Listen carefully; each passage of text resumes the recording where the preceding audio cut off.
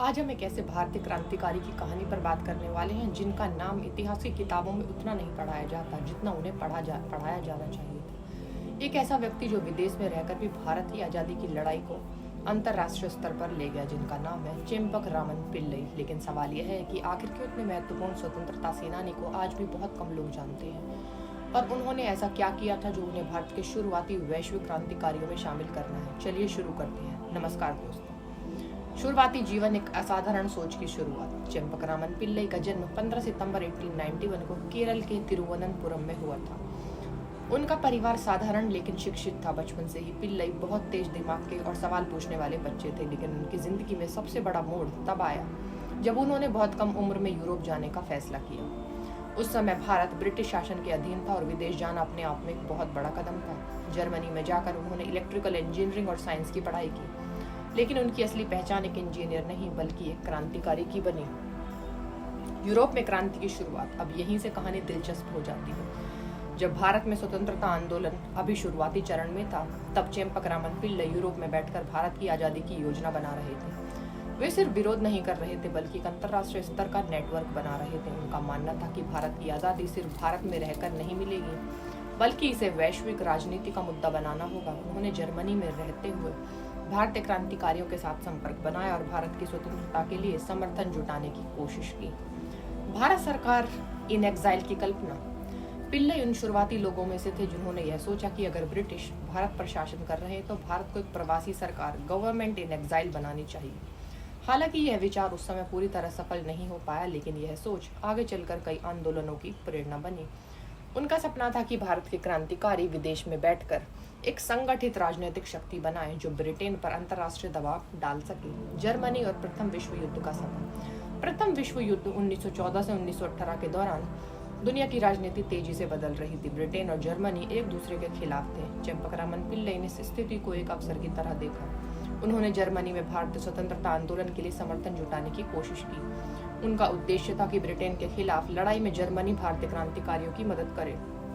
यह वही समय था जब इंडियन इंडिपेंडेंस कमेटी जैसी गतिविधियां यूरोप में शुरू हो रही थीं और पिल्लई उसमें सक्रिय भूमिका निभा रहे थे।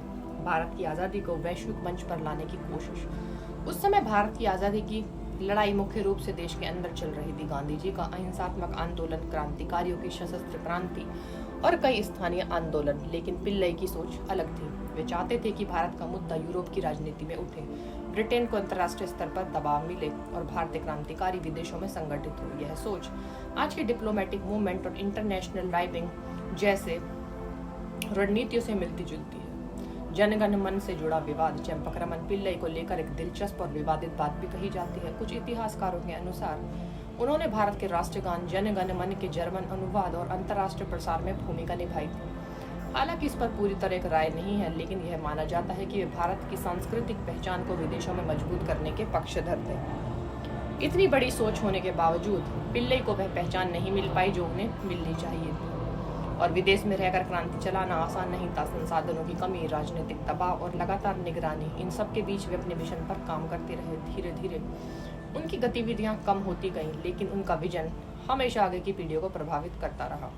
चेम्पक रामन पिल्लई की मृत्यु 28 मई 1934 को हुई और वे भारत की आज़ादी देखने से पहले ही इस दुनिया से चले गए। उनकी सबसे बड़ी त्रासदी यह रही कि स्वतंत्रता के बाद भी उन्हें वह स्थान नहीं मिला जिसके वे हकदार थे। स्कूल की किताबों में उनका नाम बहुत सीमित रूप में आता है, जबकि उन्होंने भारत की स्वतंत्रता को अंतर्राष्ट्रीय स्तर पर ले जाने की कोशिश की थी।